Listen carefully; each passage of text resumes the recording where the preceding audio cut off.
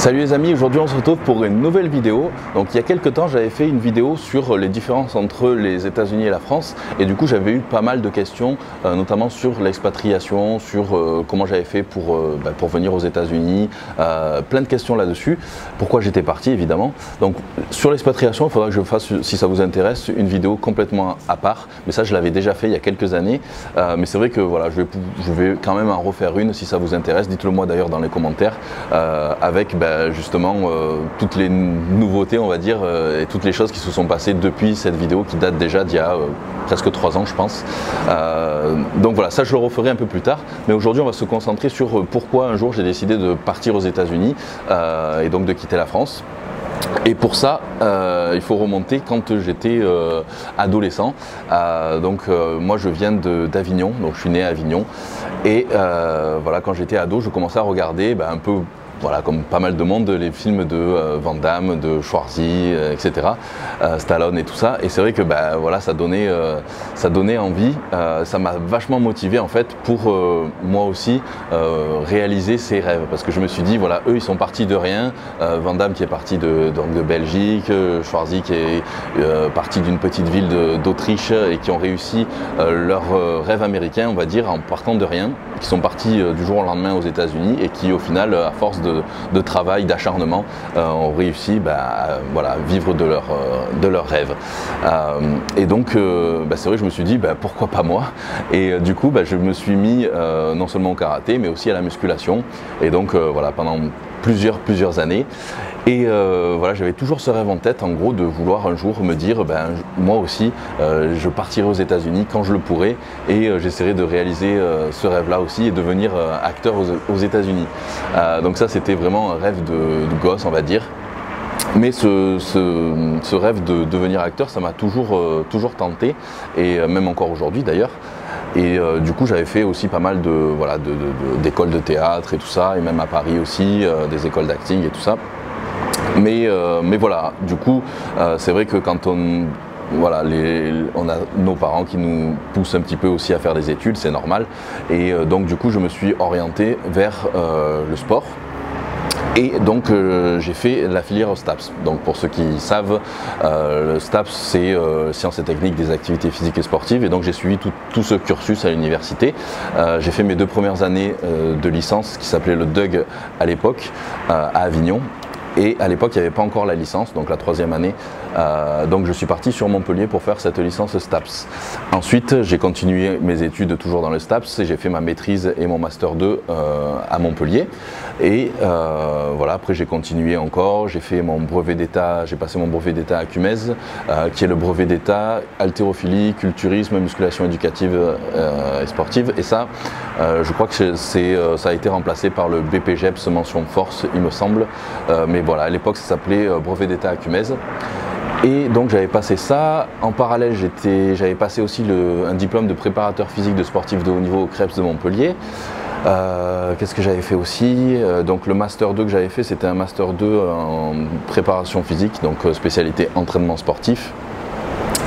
Et donc voilà, en gros ça fait un peu plus de 7 années d'études après le bac, et donc voilà, je voulais en fait avoir vraiment un bagage complet en termes de coaching et donc de préparation physique, et avoir tous les diplômes qui pouvaient exister en Europe à l'époque. Et donc au final j'ai jamais rien lâché et je suis allé jusqu'au bout. Donc c'est vrai que là du coup je me suis vraiment focalisé sur mes études, sur le sport, et du coup j'avais pas forcément le temps ni l'idée de partir tout de suite aux États-Unis, parce que forcément j'étais focalisé sur mes études, mais toujours cette idée elle restait en tête. Et mais voilà, je me disais d'abord les études, et puis après voilà, si un jour j'ai la possibilité, je partirai aux États-Unis. Mais bon, j'avais pas les moyens du tout non plus à l'époque, donc voilà, je me concentrais d'abord sur ça. Et donc en parallèle avec mes études, vers la fin d'ailleurs, j'ai commencé les compétitions de culturisme, et à l'époque le bodybuilding bodybuilding en France, c'était vraiment, je ne savais pas comment vous expliquer, mais c'était dans des gymnases vraiment pourris. On faisait ça, on n'avait pas de réseaux sociaux, hein, ça n'existait même pas, YouTube, Instagram, ça n'existait pas. Facebook, je crois que ça n'existait pas encore non plus. On n'avait pas la chance d'avoir des vidéos YouTube qui nous expliquaient les expériences de chacun, qui nous donnaient des conseils. Donc qu'est-ce qu'on faisait? On prenait les magazines qu'on avait, les Muscles et Fitness ou les Mondes du Muscle de l'époque, et puis j'essayais de suivre les programmes qu'il y avait, nutrition pareil et tout ça. Donc voilà, il n'y avait pas grand chose. Et en termes de salle de sport, il n'y avait pas grand chose non plus. Donc c'était des salles, disons, voilà, avec des barres haltères, des bancs, vraiment des trucs un petit peu pourris, des MJC, tout ça. Il n'y avait pas toutes les salles qu'on a aujourd'hui. Donc c'est vrai que c'était très limité, on va dire. Et donc voilà, mais il fallait, du coup j'étais très motivé en fait, hein, donc c'est vrai qu'on faisait les compétitions avant tout pour nous-mêmes et pas pour les réseaux sociaux parce que à l'époque ça n'existait pas. Donc voilà, forcément il fallait être ultra motivé. Et donc à la fin de mes études, je travaillais en tant que coach et préparateur physique donc dans 2 salles de Montpellier. Donc il y avait la MJC Les Arcades pour ceux qui connaissent, j'y suis resté pas mal de temps, et aussi il y avait une salle à la piscine Antigone, donc à l'étage, qui s'appelait DVO Concept à l'époque, où je travaillais aussi en tant que coach. Donc voilà, c'est là un petit peu que j'ai fait mes débuts de coach. Mais j'étais, disons, j'étais pas vraiment satisfait parce que au final j'avais fait plus de 7 ans d'études et j'étais seulement entre guillemets coach, alors que aujourd'hui on passe juste un BPGEPS et on est coach aussi. Donc en fait, si vous voulez, j'étais un peu frustré d'avoir fait autant d'études pour au final me retrouver un simple coach entre guillemets. Alors que c'est vrai que quand on a un bac plus 5, bac plus 7, on s'attend quand même à avoir un travail disons en conséquent. Mais j'avais envoyé donc plein de candidatures donc pour être préparateur physique dans des équipes reconnues, mais au final c'est vrai que j'avais eu que des réponses négatives entre guillemets, donc j'avais pas réellement trouvé le boulot en or, on va dire, ce que j'attendais en faisant toutes ces études. Du coup j'étais assez frustré d'avoir fait toutes ces études pour au final être entre guillemets simple coach dans une salle de sport, même si c'était quelque chose qui me plaisait énormément. Et du coup, un jour, la salle dans laquelle je travaillais, donc au-dessus de la piscine Antigone, donc a fermé. Et en fait, on était coach et les gens prenaient rendez-vous avec le coach qu'ils voulaient. C'est-à-dire que c'était pas comme dans une salle classique où les coachs sont là et puis peuvent aider, faire quelques programmes aux gens. Non, là, les gens devaient téléphoner avant pour prendre rendez-vous avec le coach qu'ils voulaient selon un certain créneau horaire. Donc voilà, du coup, on avait en gros nos clients préférés. Et du coup, quand la salle a fermé, c'est là que je me suis lancé en tant que coach perso à mon compte. Donc là, j'ai pu, grâce on va dire, au fait que cette salle est fermée, j'ai pu récupérer certains clients donc que j'avais, qui m'aimaient bien. Et au final, c'est comme ça que je me suis lancé en tant que coach indépendant, donc à mon compte. Et donc j'ai fait ça pendant quelques années, et donc c'est vrai que c'était quand même assez plaisant parce que au final voilà, je travaillais pour moi quoi, donc c'est vrai que ça n'a rien à voir et c'était vraiment cool quand même. Et donc qu'est-ce qui a fait qu'un jour j'ai décidé donc de partir aux États-Unis. Donc c'était en 2011, donc avec ma copine de l'époque, ça faisait un peu plus de 4 ans qu'on était ensemble, on se sépare et c'est vrai que c'était une séparation très difficile et donc voilà, j'ai été quand même assez mal, très mal même. Et donc en fait j'avais pas vraiment de choix, hein. C'est-à-dire que c'est soit on déprime, soit on décide de passer à l'action comme on dit. Et du coup je me suis dit c'est le moment justement de prendre une décision et de réaliser mes rêves. Donc qu'est-ce que j'ai fait? J'ai décidé de vendre tout ce que j'avais, donc voilà. Et je me suis dit je vais partir aux États-Unis, réaliser mes rêves. Donc je ne savais pas vraiment où aller au début. J'hésitais un petit peu entre Miami et Los Angeles, mais voilà, j'ai choisi Miami la première fois. Je suis allé dans une école d'anglais donc qui s'appelait EF, et c'était voilà, en novembre 2011, un truc comme ça. J'y suis allé pour un mois. Donc ça a été quand même quelque chose d'assez dur cette décision, parce que déjà j'avais jamais pris l'avion et c'était quelque chose qui me faisait super flipper. Donc ça a l'air tout bête maintenant comme ça, mais c'est vrai que c'était un petit truc qui me posait problème au début. Mais voilà, j'ai décidé de tout abandonner, tout laisser, et donc de partir dans cette école d'anglais à Miami. Donc voilà, arrivé à Miami, là c'est vrai que ça a été un peu le coup de foudre comme on dit. J'ai débarqué, je suis sorti de l'aéroport, j'ai senti déjà cette chaleur et cette humidité. En plus en novembre en France il faisait super froid. J'arrivais à Miami, il faisait 28-30 avec de l'humidité et tout ça. Donc ça a été déjà un choc. Et ensuite sorti de l'avion, ben là c'était voilà, comme dans un film, hein. C'est clair que ces immenses avenues, ces 6 voies, 7 voies, même plus, les voitures énormes et tout ça, enfin bref, les gratte-ciel, ça a été pour moi, j'avais l'impression d'être dans un film. et donc voilà, arrivé à l'école, après j'ai pas appris grand chose honnêtement, parce que franchement il y avait trop de français au final, et du coup on restait entre français et on n'apprenait pas grand chose. Par contre ouais, j'ai appris à sortir, ça c'est sûr. Donc ça c'est clair que je connais pas mal de boîtes de Miami, les bars et tout ça, mais bon, ça a été quand même, voilà, à l'époque j'en avais besoin, donc ça a été plutôt bénéfique au final. Et donc voilà, je suis resté un mois, et puis ça m'a énormément plu, et du coup je me suis dit, voilà, c'est vraiment là que je veux vivre, quoi, que je veux essayer de faire quelque chose. Donc du coup, qu'est-ce qu'il fallait faire? J'ai essayé de me renseigner sur les façons de pouvoir obtenir un visa, parce qu'en tant que touriste, on ne peut pas rester plus de 3 mois, on n'a pas le droit de travailler non plus. Donc voilà, c'est assez compliqué. Et puis c'est très compliqué aussi pour avoir ses premiers visas et tout ça, et donc je ne savais pas du tout par où commencer, etc. Donc voilà, je suis retourné en France. Quelques temps, et puis là j'ai rencontré Marjorie, ma femme de maintenant, et donc je lui ai, au bout d'un mois, un mois et demi, je lui ai expliqué que j'avais le souhait de vivre aux États-Unis, à Miami, et du coup c'est vrai que ça l'a un petit peu choqué au départ, mais au final je suis reparti pour essayer de trouver des solutions pour avoir mon visa, et du coup j'ai eu entre-temps un acteur de Los Angeles qui m'avait écrit, je lui avais envoyé un message, il m'avait répondu, j'avais été d'ailleurs agréablement surpris, et c'est un acteur français qui s'appelle Gilles Marini, et donc qui est à Los Angeles depuis maintenant une bonne dizaine d'années, même un peu plus, et qui tourne dans quelques séries et tout ça, et donc qui a quand même réussi sa carrière donc en tant qu'acteur à Los Angeles. Et donc quand il m'a répondu, déjà j'ai été super surpris, quoi, et donc je lui ai dit mon rêve et mon souhait de partir aux États-Unis.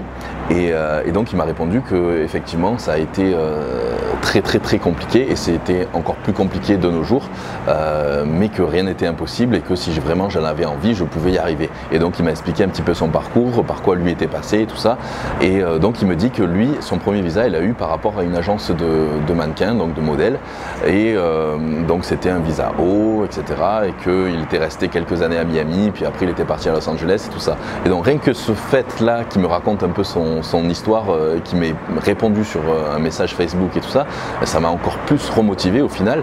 Et du coup, je me suis dit, je vais essayer de faire comme lui. Et donc, qu'est-ce que je fais? Je me mets à chercher toutes les agences de modèles de Miami.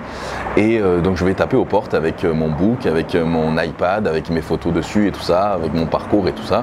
Et donc, j'explique mon souhait et tout ça. Je dis que je suis français et que j'aimerais intégrer une agence de modèles et tout ça. Et donc, j'en fais pas mal, une bonne dizaine, on va dire. Et là, bien sûr, voilà, je me rends compte d'en gros, les arnaques qu'il peut y avoir quand on n'est pas au courant un petit peu de comment ça se passe. Donc vous avez des agences arnaques, on va dire, qui sont là uniquement justement pour les gens crédules, et qui vont vous faire signer des contrats et machin et compagnie, et au final c'est que du bidon, bref, et jamais de visa et tout ça. Donc voilà, j'ai eu plusieurs propositions, et au final la proposition que j'avais retenue, c'était une agence qui s'appelait Mega Model à l'époque, et donc c'est eux qui m'ont fait le visa O. Un visa O, c'est visa ce qu'ils appellent Extraordinary Ability, c'est-à-dire compétences extraordinaires, on va dire. Donc c'est pas si simple, c'est très compliqué. Donc j'ai pris rendez-vous du coup avec un avocat d'immigration, ça c'est le passage obligé, donc pour qu'il me conseille au mieux donc pour ce visa-là. Donc l'entreprise qui m'a sponsorisé, donc cette entreprise-là, c'est Mega Model, donc l'agence de modèles, mais ça ne veut pas dire que c'est eux qui vont vous payer le visa, non pas du tout, ça c'est de ma poche. Et donc le premier visa, ça m'a coûté dans les 5000 et quelques, voilà, 5000 $, un truc comme ça, peut-être un petit peu plus, enfin je me rappelle plus exactement, c'était il y a quand même assez longtemps. Donc voilà, ça a été quand même assez difficile à constituer tout le dossier, donc il faut prouver que j'avais tous ces diplômes que j'avais eu donc en France. J'avais fait aussi quelques apparitions dans des séries, des films et tout ça. J'avais fait 1 ou 2 couvertures de magazines, j'avais fait voilà, pas mal de compétitions aussi, tout ça. Donc tout ça, ça a servi pour le dossier. Et donc quelques mois après, j'ai eu enfin ce fameux sésame, donc ce fameux visa O. Donc la première année, j'ai dû faire pas mal d'allers-retours du coup à coup de 2-3 mois parce que je ne pouvais pas faire plus en tant que touriste. Et donc ensuite, une fois que j'avais mon visa O, ben là j'étais super content. Voilà, ça a été la joie absolue. Je pouvais enfin venir aux États-Unis. Mais quand vous avez un visa O qui est rattaché à une entreprise, vous ne pouvez pas travailler autrement, autre part que pour cette entreprise-là. Donc je pouvais travailler uniquement pour Mega Model. Donc c'est ça qui était... voilà, j'étais pas satisfait de ça, et au final j'ai pas vraiment eu beaucoup de contrats avec eux, ça n'avait pas été super quoi. Donc voilà, et puis je voulais vraiment travailler pour moi-même et tout ça, donc j'ai décidé de partir sur une carte verte. Donc la carte verte, c'est ce qui vous permet de travailler aux États-Unis, de faire ce que vous voulez. Vous avez quasiment les mêmes droits que les Américains, à part que vous n'avez pas le droit de vote, certains emplois, disons dans le gouvernement, tout ça, mais voilà. Mais sinon la carte verte, c'est le sésame absolu, donc voilà, ça a été encore plus galère, mais ça j'en reparlerai un peu plus en détail dans une autre vidéo. Donc voilà, une fois la carte verte en poche, là ça a été vraiment le bonheur absolu. Je pouvais faire vraiment tout ce que je voulais, travailler pour qui je voulais et tout ça. Mais par contre, donc voilà, pour tout ce qui me demande comment devenir coach aux États-Unis, malgré le fait que j'ai eu plein de diplômes en France, en Europe et compagnie, ces diplômes-là, ils sont pas reconnus aux États-Unis. On peut pas travailler donc en salle de sport en tant que coach aux États-Unis avec des diplômes français ou européens. Ça marche pas comme ça du tout. Donc voilà. C'est pareil pour tout ce qui me disent ouais, je veux devenir coach aux États-Unis. Des coachs aux États-Unis, il y en a déjà des milliers, donc en fait on n'apporte rien de plus. Ils vont pas vous donner un visa pour ça quoi. Donc voilà, ça c'est très compliqué. Et pour en revenir au bodybuilding, donc c'est vrai que c'est ma passion principale. Donc c'est vrai qu'en France c'était quand même très mal vu, hein. C'est vrai que même à l'époque, voilà, quand je marchais dans la rue ou même en salle et tout ça, les gens ils me regardaient un peu bizarrement, il y avait vachement de préjugés, enfin c'était voilà, c'était pas super cool. Les compétitions en France, n'en parlons pas, c'était vraiment, comme je vous ai dit, dans des gymnases un peu pourris, pas de sponsors, enfin c'était voilà, vraiment. Et quand je suis allé aux États-Unis et que j'ai fait ma première compétition aux États-Unis, donc les toutes premières ça a été à Miami, donc ça a été le Musclemania à l'époque, donc j'ai vu comment ça se passait. Déjà c'était un autre monde, c'était vraiment voilà, rien à voir, exceptionnel. Donc les shows à l'américaine, et ça m'a vraiment énormément plu. Et voilà, je me suis dit, si je veux réussir dans ce milieu, c'est vraiment là qu'il faut que je sois quoi. Et donc ça a été quand même le jour et la nuit.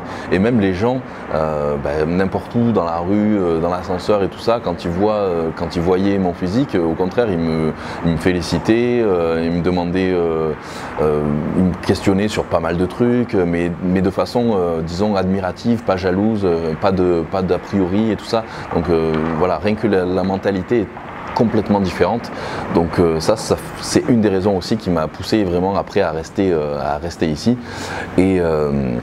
Et puis voilà, puis donc j'ai continué Musclemania quelques années, j'avais fait Las Vegas aussi, j'avais fait d'autres compétitions, j'avais eu ma carte pro Musclemania ensuite donc à Paris, il me semble que c'était en 2012, mais bon Musclemania, au bout d'un moment, c'était pas vraiment ce que je voulais quoi, parce que je savais que mon rêve absolu c'était Olympia. Olympia, c'est le Mister Olympia, c'est ce que voilà, c'est ce que Arnold a fait, c'est là où il s'est fait le plus connaître, et c'est ce qui l'a permis voilà, d'exploser ensuite.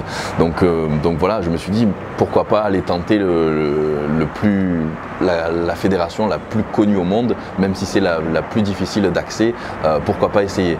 Et donc voilà, j'ai donc décidé de me lancer là-dedans et de faire des compétitions NPC. Donc la NPC, c'est la fédération amateur aux États-Unis qui permet de passer pro ensuite, pro IFBB. Et donc ça, je l'avais raconté aussi pas mal de fois.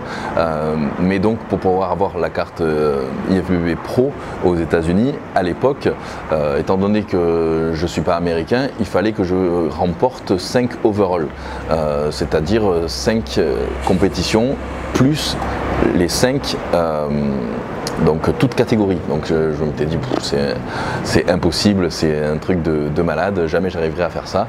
Et puis je décide quand même de faire une compétition. Donc la première, je finis dans les 6e, la deuxième compétition, je finis 3e. Et ensuite, la compétition d'après, je finis premier, mais par contre j'ai pas l'overall. Mais je me rapprochais quand même à chaque fois d'un objectif. Et enfin, c'était en décembre, il me semble, j'ai enfin gagné donc mon premier overall, mon premier toute catégorie. Et donc là, je me suis dit, ah peut-être que c'est possible finalement. Donc, mais il m'a resté quand même 4. Donc ça a été quand même une super galère, mais j'ai décidé de continuer. Et puis au final, j'ai réussi le deuxième, le troisième. Donc le quatrième, je l'ai donc pas eu de peu parce que j'avais fini deuxième en compétition. J'étais vraiment dégoûté et tout ça, mais quelques semaines après, j'ai finalement réussi à avoir mon 5e overall et donc ma fameuse carte pro IFBB. Du coup, je suis devenu IFBB Pro, mais sans vraiment le vouloir. J'étais pas parti aux États-Unis à la base pour devenir IFBB Pro. J'étais parti aux États-Unis pour un rêve, pour voilà, devenir acteur et tout ça. Et puis au final, ça s'est pas passé comme ça, mais bon, je le regrette pas. C'est comme ça, c'est disons un parcours. Et donc voilà comment je suis devenu IFBB Pro. Et puis voilà, après j'ai commencé quelques compétitions pro et puis voilà, vous connaissez un petit peu la suite. Hein. Et donc au final, il y a quelques années qui passent, hein, puisque ça fait déjà maintenant, voilà, comme je vous ai dit, plus de 7 ans et demi que je suis là. Et puis c'est vrai que voilà, il y a plein de choses qui me plaisent ici. Après, évidemment, c'est pas tout rose non plus. Ça a été extrêmement galère pour ce parcours a été voilà, semé de plein d'embûches, de bâtons dans les roues, ça j'en ai eu en pagaille, donc ça n'a pas toujours été facile. Et puis c'est vrai que c'est pas non plus, voilà, les États-Unis c'est pas non plus tout rose, il y a aussi des défauts comme partout, mais c'est vrai que moi dans mon activité, dans le fitness, dans la musculation, à l'époque en France il n'y avait vraiment rien quoi. Donc si on remonte il y a 10 ans en France, c'était vraiment quasiment le néant et j'ai la bonne surprise que là ces dernières années, quand je retourne au salon du fitness, que je retourne en France un petit peu, je vois comment le fitness et la musculation se sont développés. C'est vrai que ça fait vraiment réfléchir, c'est vraiment une très bonne chose. Les mentalités, ça commence à évoluer, mais c'est pas encore au niveau des États-Unis évidemment, mais c'est vrai qu'il y a un énorme changement quand même, donc ça je suis plutôt content, notamment à Montpellier où j'ai passé plus de 10 ans. Quand je vois le nombre de salles qui ont ouvert et la qualité des salles, des machines, des appareils et tout ça, c'est vraiment quand même ça vaut ce qu'on a aux États-Unis. Après c'est vrai qu'au niveau de l'ambiance dans les salles américaines, surtout là où je vais à l'Elevation Fitness et tout ça, c'est vrai que c'est quand même encore un cran au-dessus parce qu'on a beaucoup de pros qui viennent s'entraîner, il y a une ambiance vraiment assez particulière, une atmosphère très particulière que honnêtement je ne retrouve pas encore en France. Mais voilà, du coup c'est vrai que c'est une des raisons pour laquelle je suis resté ici, pour mon activité, donc en termes professionnels, jamais j'aurais pu réussir comme ça en France. Déjà, j'aurais jamais pu avoir ma carte pro en étant en France parce que il faut honnêtement concourir très souvent aux États-Unis, se faire connaître des juges. Donc voilà, c'est tout un cheminement. En France, jamais j'aurais pu faire ça. De toute façon, il n'y a pas de compétition en France qui permet d'avoir la carte pro IFBB. Il commence à y en avoir en Europe, mais c'est quand même assez, ça commence à peine. Mais à l'époque, il n'y avait rien de tout ça. Donc c'était tout simplement pas possible. Donc voilà, j'aurais pas pu réussir en France, en tout cas là-dedans. Après, ça ne veut pas dire qu'on ne peut pas réussir en France dans le domaine de la musculation et du fitness. La preuve, il y en a plein, et notamment des youtubeurs qui réussissent très très bien. Mais je parlais à l'époque, dans mon activité, c'est vrai que c'était voilà, c'était quasiment impossible. Donc voilà, et puis après c'est vrai que la qualité de vie, surtout ici en Floride, c'est quand même quelque chose d'exceptionnel. Voilà, il fait entre 25 et 30 toute l'année, c'est vrai que c'est quand même pas mal, quoi. J'ai jamais mis de t-shirt à manches longues ou de pantalon, encore très rarement ici. C'est vrai que c'est une qualité de vie qui est quand même assez exceptionnelle. Si j'étais resté en France, honnêtement, je pense que j'aurais jamais pu réussir à réellement vivre de ma passion correctement comme aujourd'hui. Donc je serais certainement resté coach, mais voilà, il n'y aurait pas eu vraiment de grosse évolution. Donc comme j'ai pu le faire aux États-Unis, donc ça m'a permis vraiment de m'ouvrir aussi l'esprit, de découvrir d'autres cultures, de découvrir plein de nouvelles choses. Donc c'est vrai que le fait d'avoir eu ce parcours un petit peu compliqué, hein, que ce soit pour avoir le visa, pour ensuite avoir la carte verte, pour ensuite avoir la carte pro et compagnie, ça a été des galères monstrueuses, mais ça forge un mental d'acier, et ensuite je trouve que ça nous permet de réussir beaucoup plus de choses dans la vie, d'être plus fort pour plein de choses, notamment aussi pour mon opération du dos. C'est vrai que ça m'a beaucoup aidé au final de m'être construit ce mental d'acier entre guillemets, voilà, pour beaucoup de choses. Donc c'est vrai que voilà, je regrette absolument pas en tout cas de m'être expatrié aux États-Unis, donc depuis plus de 7 ans et demi, et du coup d'avoir appris plein de choses, d'avoir découvert d'autres cultures, d'autres façons de penser, d'autres façons de vivre. Donc c'est vrai que la vie semble un peu plus simple, les formalités administratives sont beaucoup plus simples ici, il y a plein de choses qui semblent quand même plus faciles, quoi. Et puis les gens sont, du moins en Floride, hein, sont un peu plus cool. Je pense que c'est aussi le fait que ce soit une ambiance un peu plus tropicale et tout ça. Donc voilà, la qualité de vie est quand même assez exceptionnelle. Pourquoi la Floride? C'est vrai que j'ai essayé donc pendant un mois, ou un peu plus même, Los Angeles, mais au final ça n'avait pas vraiment plu. Donc à part le Gold Gym, c'est vrai que c'est assez exceptionnel. Le reste, c'est vrai que ça m'avait pas forcément plu. Beaucoup de pollution, énormément de trafic. Pour aller du centre-ville à la plage, il faut au moins 2 heures. C'est pas quelque chose, voilà, ça m'a pas forcément plus que ça. Donc en termes de qualité de vie, je préfère largement la Floride. Donc voilà, après ça ne veut pas dire que je vais y rester toute ma vie non plus. Maintenant que j'ai réussi donc à créer tout ce que j'ai créé et ce parcours et tout ça, c'est vrai que j'aimerais bien aussi apporter toute l'expérience que j'ai eue ici en France, encore plus. Donc voilà, je n'exclus pas qu'un jour de revenir en France peut-être, ou alors de faire moitié-moitié si je peux me le permettre. En tout cas, ça serait quand même assez exceptionnel. Donc voilà les amis, j'ai certainement oublié plein de trucs, mais j'espère avoir répondu à quelques-unes de vos questions, notamment pourquoi j'ai quitté la France pour les États-Unis. Donc voilà, n'hésitez pas en tout cas à me laisser vos commentaires, à me poser d'autres questions dans les commentaires aussi. Abonnez-vous à la chaîne et puis je vous dis à très vite. Merci à tous, bye bye.